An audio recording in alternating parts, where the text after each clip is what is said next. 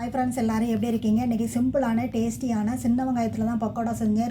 ரொம்ப அருமையாக இருந்துச்சு. பல்லாரியை காட்டிலும் சின்ன வெங்காயத்தில் செய்யும்போது டேஸ்ட்டு ரொம்பவே சூப்பராக இருந்துச்சு. 1/4 கிலோ அளவு சின்ன வெங்காயம் நீல வாக்கில் கட் பண்ணி எடுத்துக்கிட்டேன்.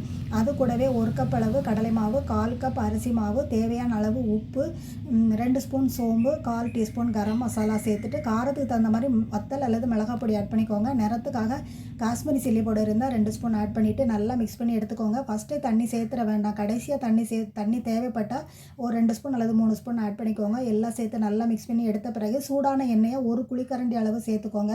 அப்போ தான் நம்மளுக்கு ரொம்பவே கிறிஸ்பியாக இருக்கும். அடுப்பில் எண்ணெய் மிதமான சூட்டில் இருக்கிற மாதிரி பார்த்துக்கோங்க. மிதமான சூட்டில் இருக்க எண்ணெயில் கொஞ்சமாக நம்ம கைட்டு நல்லா பிசிறி விடுங்க. பக்கோடாவை ரொம்பவே அருமையாக இருக்கும். நல்லா செவந்த பிறகு எடுத்துடலாம். எல்லா சாதத்துக்குமே நீங்கள் சைடிஷாக வச்சு சாப்பிடலாம். டீ டைம் ஸ்நாக்ஸாகவும் சாப்பிடலாம். எல்லாமே விரும்பி சாப்பிடுவாங்க. கண்டிப்பாக இதே மெத்தடில் நீங்களும் ட்ரை பண்ணி பாருங்கள். வீடியோ பிடிச்சிருந்தா லைக் பண்ணி சப்ஸ்கிரைப் பண்ணுங்கள். தேங்க்ஸ் ஃபார் வாட்சிங். Bye friends.